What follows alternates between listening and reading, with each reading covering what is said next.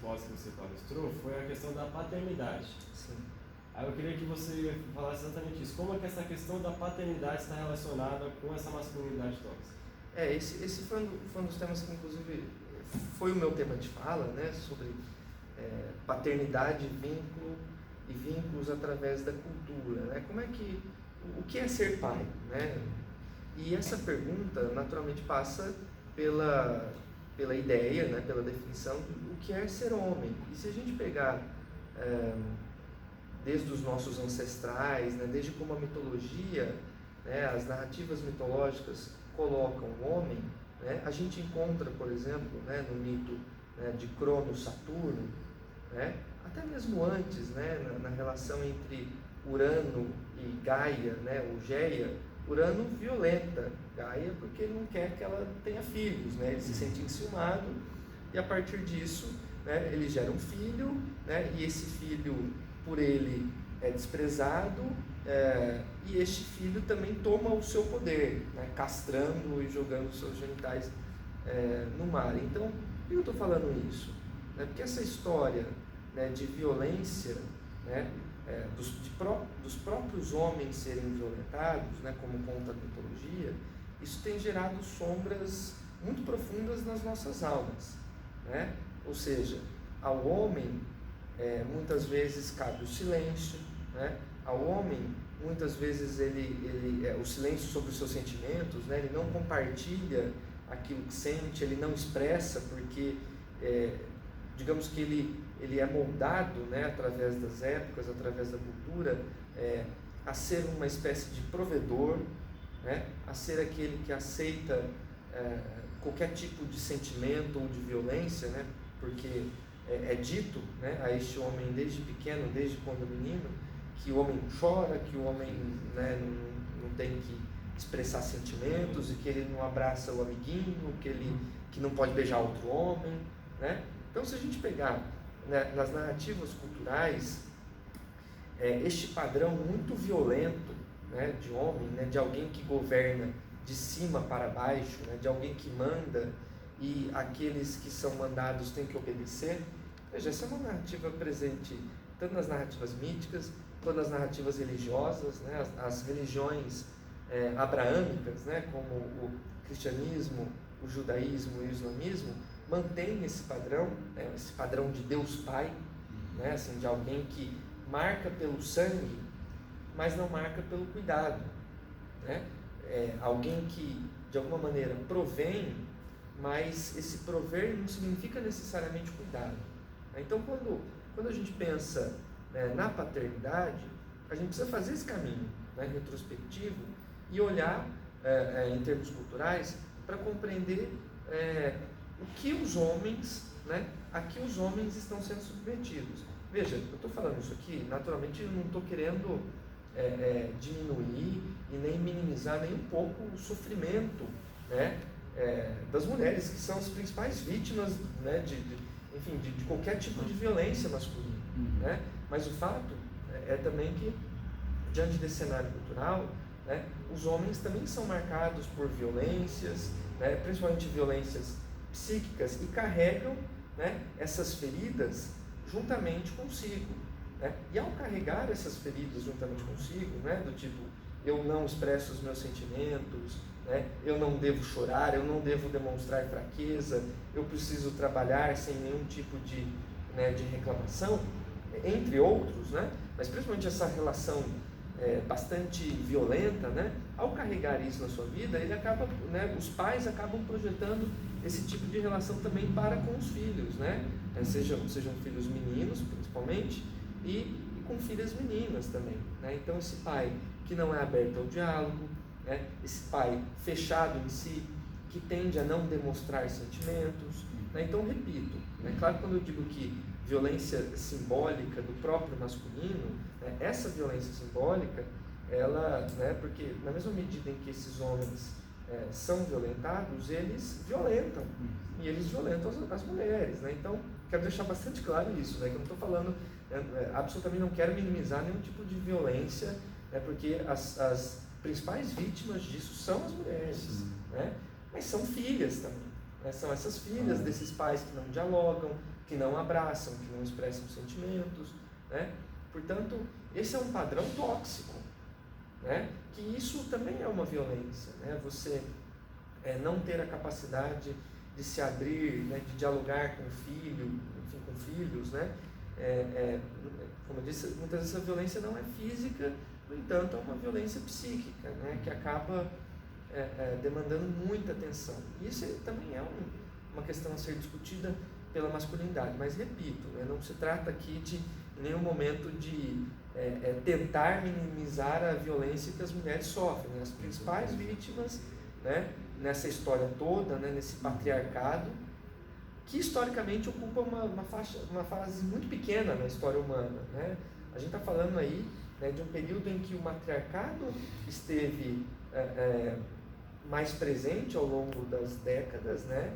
E algo muito nesse matrilinearismo, né? As relações são muito mais horizontais, né? E no patriarcado há uma violência, efetivamente, porque, né, esse homem é colocado numa posição de superioridade, né? De rei ou de patrão mesmo, né? Então o nosso patrão no trabalho acaba servindo a um modelo patriarcal, né? Mas naturalmente que essa fala aqui, né, diz respeito à violência entre os homens e como isso tem gerado uma masculinidade tóxica. A gente precisa falar sobre isso, né? Acho que é um momento que na história do Brasil e na história da cultura em que precisamos pensar, né, para que, enfim, sejamos melhores e que os nossos filhos, homens, sejam melhores, né, para com as mulheres, não sejam violentos e compreendam, né, essas relações homem-mulher de modo mais equalizado. Então será que o homem que é oprimido por essa masculinidade tóxica acaba no futuro se tornando o opressor que justamente reproduz esses padrões tóxicos da masculinidade? Eu percebo que sim, né? E se a gente pegar uma linha, né, na psicanálise junguiana, isso é profundamente verdadeiro, né? Porque se trata de uma violência, né, de um trauma que você foi submetido, né, e que de alguma maneira você vai dar vazão a esse trauma no futuro, né? É claro, é complexo, né, usar o termo opressão, né, para falar assim, homens oprimem homens, né, mas eu acho que é importante, inclusive, darmos a cara a tapa, né, porque o sofrimento maior, né, nessa balança está com as mulheres, né? São elas as vítimas de feminicídio, de estupro, de violências morais, né? Enfim, né, violências de todo tipo, né?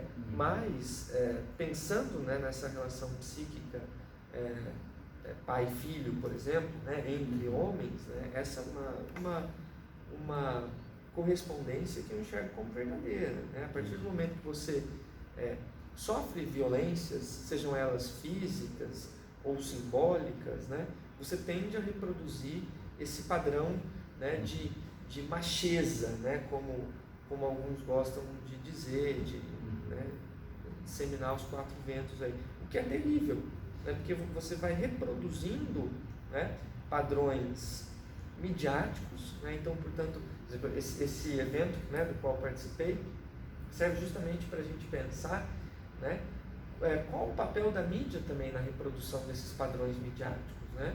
O que é lá o galã de Hollywood nos anos 50, nos anos 40, né, e o que ele é hoje também. De alguma maneira ele expressa essa coisa, né, um pouco de subordinação das mulheres, né, um homem, né, autoritário, né, que tem a ver com uma sexualidade bastante evidente e que reproduz estereótipos, né, enfim, gostos que são pertinentes ao homem. Isso é uma grande besteira, né, mas isso tem sido reforçado ao longo de todo o século XX e início do século XXI, e os prejuízos são enormes, né? Mas enfim, voltando à pergunta, eu enxergo sim, de fato, como, né, uma relação de consequência, né? E é hora da gente pensar sobre isso. E o que o homem pode principalmente perder com essa masculinidade tóxica? O que o homem pode perder? Eu acho que ele pode ganhar, né? Eu não sei se eu entendo a pergunta, né? Mas assim, ao deixar de pregar valores, né, com os quais ele cresceu, né, que ele lidou a vida inteira, né, primeiro é reconhecer os seus sentimentos, né, reconhecer que você, né, como humano, é falível, né, sente dor, que você se emociona, que você não precisa ficar reproduzindo, mesmo naquela roda de amigos, né? E as rodas de amigos, né? Eu tenho um colega que fala, né, fala assim, olha, essa reprodução da masculinidade tóxica, hoje ela se dá, né, nos grupos de WhatsApp só de homens, né? Que é uma coisa terrível, se a gente for ver, né? Fica mandando foto de mulher pelada, né? De coisas, de comentários machistas, né? Que tá aquela coisa, mas tá só entre nós, né? Mas precisa. Para quê? Então acho que o homem, ao deixar essa masculinidade tóxica, né, primeiro ele se reconhece, né, como parte, né, de uma espécie que estamos neste planeta, né, momentaneamente, né, ao mesmo lado das outras espécies. Então eu vejo como uma relação ecológica, né, que nos enxerguemos como parte de um todo, né, e que esse todo precisa ser equalizado. E é claro, além disso, né, obviamente que eu tendo a crer, e algumas pesquisas mostram, algumas ações mostram que quando esse homem reconhece o seu padrão tóxico, né, essa masculinidade violenta, né, as mulheres ganham muito porque não são violentadas, porque passam a ser mais respeitadas, né? Há projetos, principalmente na esfera da justiça, né, tem o que se chama Justiça de Saias, né, que é um projeto, se não me falha a memória, da Justiça Federal, né, de conversa, né, de grupos de diálogo com homens que cometem violências contra as mulheres, né, e esse diálogo, ao longo, né, num médio prazo, ele se mostra muito eficaz, né? Porque muitas vezes esse homem que comete uma violência contra uma mulher e é preso ou cumpre algum tipo de pena alternativa, e não pensa sobre aquilo, né? 90% dos casos ele volta a cometer essa violência, né? Agora esses grupos focais, esses grupos de diálogo, né, eles têm evidenciado uma melhora substancial, né, entre esses homens que dialogam, que falam, né, que buscam entender o porquê cometer essa violência, né, em índices de não reiterar essa violência, de não cometer essa violência novamente. Né? Então eles não são reincidentes porque percebem, né, que ao dialogar, ao buscar conhecimento, enfim, compreender o porquê desse comportamento, né, eles não são reincidentes dos crimes contra as mulheres. Então, eu acho que os homens tendem a ganhar, e é claro, principalmente a sociedade como um todo, principalmente as mulheres, né, que seriam menos vitimizadas, né, por conta desses padrões tóxicos de masculinidade. Além da questão da violência que você já falou, envolvendo estupros e feminicídio, quais são outras formas que as mulheres sofrem na sociedade em função desse tipo de masculinidade?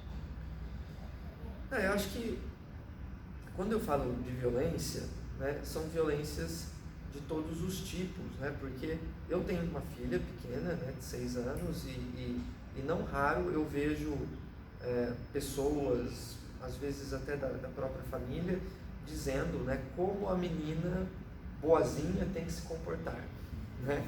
Então eu acho isso muito terrível, né, porque é um processo, né, que envolve um sistema muito terrível, né, que desde o momento, né, que a menina e o menino nascem, já há uma diferenciação sexista, né, do que podem brincar, do que podem vestir, do modo como se comportam, né. As meninas, desde uma idade muito pequena, já são muitas vezes sugeridas para o trabalho doméstico, né, tipo, vai ajudar a mamãe, os próprios brinquedos, né, em torno disso. Então, essa violência, né, claro, ela se expressa muito fisicamente, moralmente, sexualmente, mas também ela se expressa simbolicamente, né?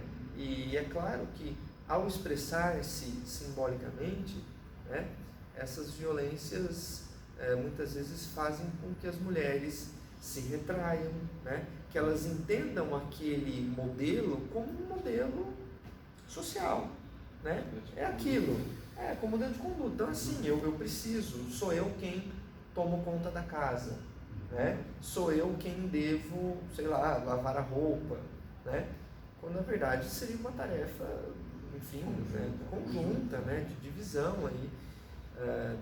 Mas eu vejo que, claro, além de toda a violência, né, isso leva até uma naturalização mesmo, né, leva a uma naturalização, tipo, é isso, né? Então muitas vezes isso tem que ser discutido também com as mulheres, né? É claro que os homens são os mais culpados em todo o processo, né? Não quero deixar isso nunca obscuro, porque de fato, né, são eles, somos nós quem precisamos elaborar isso, né? Mas evidentemente eu vou envolver a todos, né? A todos que convivem conosco, porque, né, há uma naturalização, né, dessa masculinidade tóxica, né? Do não cuidado do masculino. Então a menina, olha, ela tem que ser limpinha, ela tem que se cuidar, ela tem que tomar banho, ela tem que estar perfumadinho. O menino não, ele é um largado, ele é daquele jeito.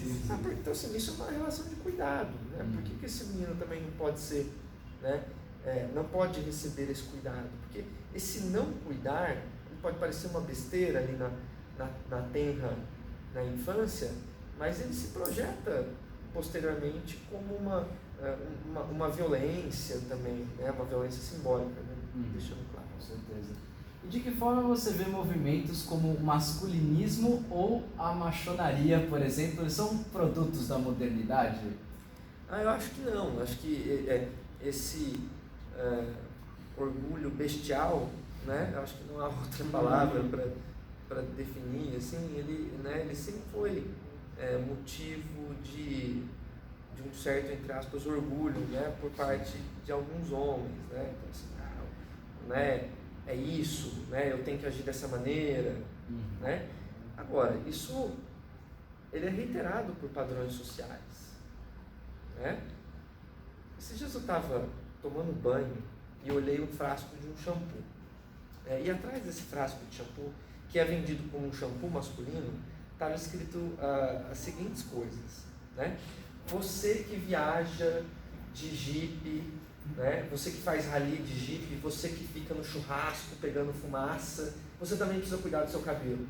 Então, né? Veja, que besteira, não? Quer dizer assim, você homem, você só pode lavar o seu cabelo com shampoo se você faz rally com jipe ou suja de barro, ou é um churrasqueiro, né? Uma coisa ali, lidando com a caça, né? Que remete a isso, né? Coisa da caça primitiva, né?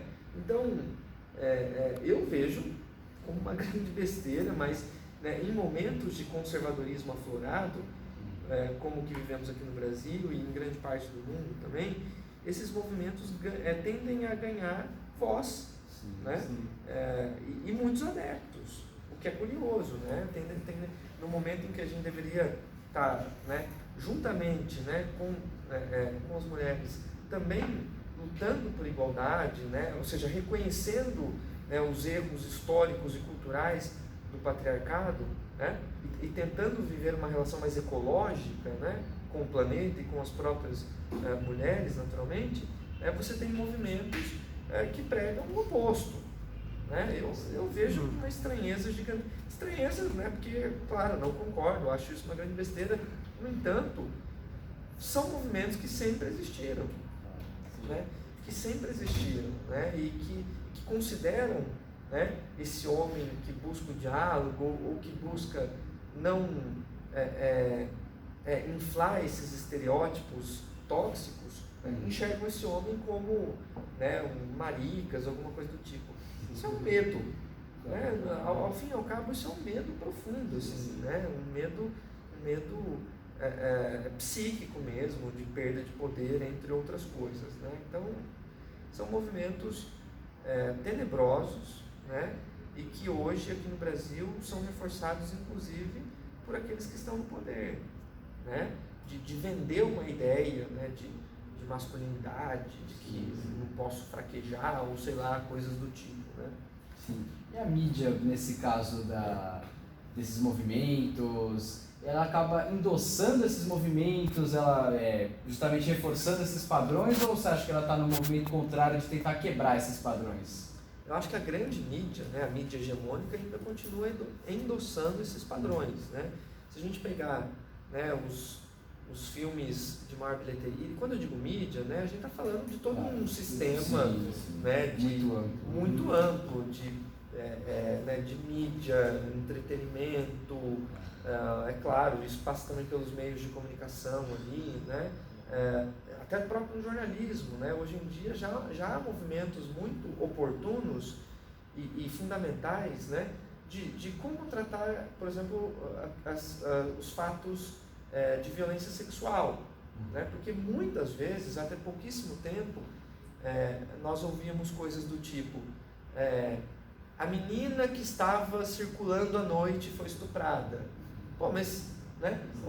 Então quer dizer que ela não pode circular à noite? A menina estava vestindo roupas curtas e foi estuprada. Estava sozinha no ponto. Estava sozinha numa noite, né, na calada da noite, como se isso justificasse. Perfeito. Então, eu vejo, né, ainda um sistema, né, de mídia hegemônica que endossa esses padrões, né? Não é raro a gente encontrar, por exemplo, quais são os produtos de maior consumo de mídia massiva no Brasil. Creio eu que sejam as telenovelas ainda, né? É facto, né? Não é raro a gente encontrar ainda, né, ali um galã ou um dos galãs, né, uma personagem ali na trama, né, que seja esse valentão, né, esse machão, né, mas que tem um sex appeal, né, e que as mulheres, ao mesmo tempo que odeiam, né, pelo menos essa, eu digo na narrativa da novela, sim, né, ali as personagens femininas, ao mesmo tempo que odeiam, elas não resistem ao seu charme, né, ao seu sex appeal. Então, isso é terrível, né, e isso tem sido disseminado, né, ao longo de décadas, né, isso, e também esse movimento contrário, né, como começam a aparecer agora alguns movimentos, né, entre homens, né, para discutir isso e para tentar, né, de alguma maneira reverter essas violências, principalmente contra as mulheres, né, são movimentos incipientes, né, iniciais, mas que precisam começar. É preciso dar um pontapé inicial, né? Então, inclusive, uma das questões que nós buscamos, né, a gente realizou esse encontro, né? Apesar de nome de homens para homens, é claro que havia muitas mulheres e foi muito interessante, mas a ideia é levarmos esse movimento, esse diálogo, né, para as escolas públicas, por exemplo, né, porque a gente tem que sair também desses encastelamentos, né, de classe média, universitária, né, e levar isso para os bairros, e levar isso, né, para as periferias, enfim, para, né, tentar espraiar isso, né, para que falemos sobre isso, né, para que a gente entenda, para que o menino, né, que está lá em determinado bairro, em determinada região da cidade, para que ele não ache que ser homem é ser igual ao cara da novela, né, que é ser rico, né, que é conquistar várias mulheres, né, que é ser fortão, né, não sei, que é gostar de futebol, né, e se ele gostar de outro esporte, ou se não torcer para nenhum time, ele é visto como um estranho, né? Então, acho que esse é um movimento fundamental aí que precisamos iniciá-lo, né, ou darmos continuidade a ele.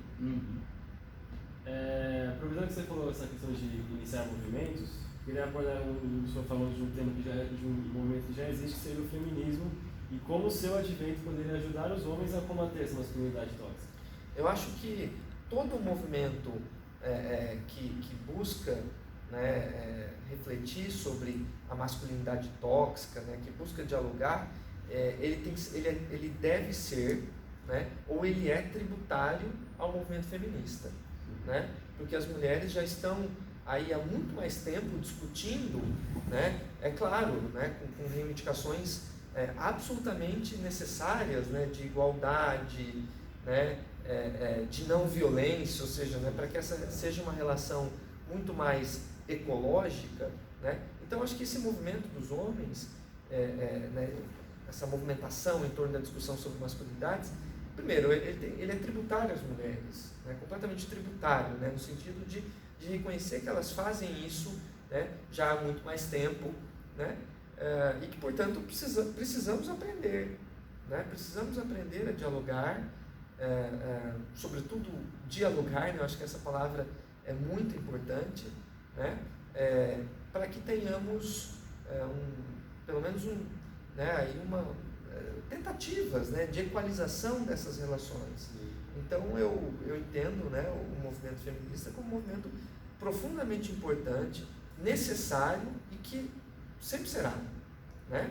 E que, né, este movimento, né, de discussão de masculinidades, ele não busca em nenhum momento se contrapor, né, ao movimento feminista, pelo contrário, né, é um movimento tributário, né, no sentido de reconhecer a importância, né, e a necessidade desse diálogo, e que é um movimento que precisa aprender, né, porque as mulheres estão na vanguarda disso já há pelo menos 100 anos.